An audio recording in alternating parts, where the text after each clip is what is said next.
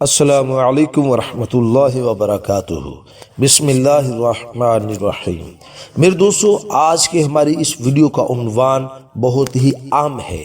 آج کے معاشرے کے اندر بیٹیوں کو لے کر گھروں کے اندر بہت سے جھگڑے، فتنہ، فساد پھیلتے ہیں۔ تو میرے دوستو، آپ خود بھی اس واقعہ کو اینڈ تک لازمی سنیں اور اس واقعہ کو صدقہ جاریہ سمجھ کر لازمی زیادہ سے زیادہ دوسروں لوگوں تک شیئر کریں، تاکہ بیٹیوں کو لے کر جتنی خرافات اس وقت لوگوں کے دماغ کے اندر ہیں وہ سب نکل جائیں۔ مزید اسلامی ویڈیوز کے لیے آپ ہمارے چینل کو سبسکرائب کر دیں اور بیل آئیکن کو دبا کر آل کے بٹن پر کلک کر دیں۔ میرے دوستو، تاریخ میں ایک دلچسپ واقعہ ملتا ہے۔ ایک شخص کے ہاں صرف بیٹیاں تھیں۔ ہر مرتبہ اس کو امید ہوتی کہ اب تو بیٹا پیدا ہوگا، مگر ہر بار بیٹی ہی پیدا ہوتی۔ اس طرح اس کے ہاں یکے بعد دیگرے 6 بیٹیاں ہو گئیں۔ اس کی بیوی کے ہاں پھر ولادت متوقع تھی، یعنی 7ویں مرتبہ اس کی بیوی پھر حمل سے ہو گئی۔ وہ ڈر رہا تھا کہ کہیں پھر لڑکی پیدا نہ ہو جائے۔ شیطان نے اس کو بہکایا، چنانچہ اس نے ارادہ کر لیا کہ اب بھی لڑکی پیدا ہوئی تو میں اپنی بیوی کو طلاق دے دوں گا۔ اس کی اس کج فہمی پر غور کریں، بھلا اس میں بیوی کے کیا قصور؟ رات کو سویا تو اس نے عجیب و غریب خواب دیکھا۔ اس نے دیکھا کہ قیامت برپا ہو چکی ہے، اس کے گناہ بہت زیادہ ہیں جن کے سبب اس پر جہنم واجب ہو چکی، لہذا فرشتوں نے اس کو پکڑا اور جہنم کی طرف لے گئے۔ پہلے دروازے پر گئے تو دیکھا کہ اس کی ایک بیٹی وہاں کھڑی تھی۔ اس نے اسے جہنم میں جانے سے روک دیا۔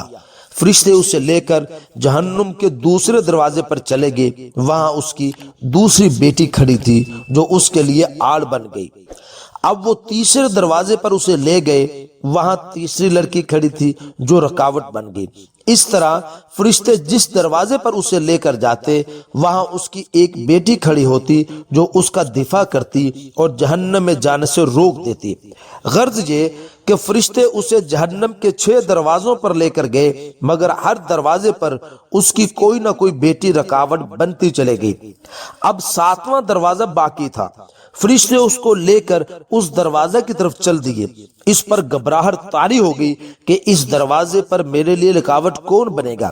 اسے معلوم ہو گیا کہ جو نیت اس نے کی تھی وہ غلط تھی۔ وہ شیطان کے بہکاوے میں آ گیا تھا۔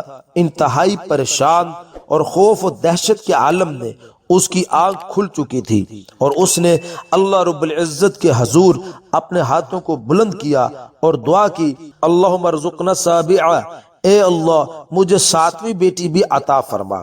اس لیے جن لوگوں کا قضاء و قدر پر ایمان ہے، انہیں لڑکیوں کی پیدائش پر رنجیدہ خاطر ہونے کی بجائے خوش ہونا چاہیے۔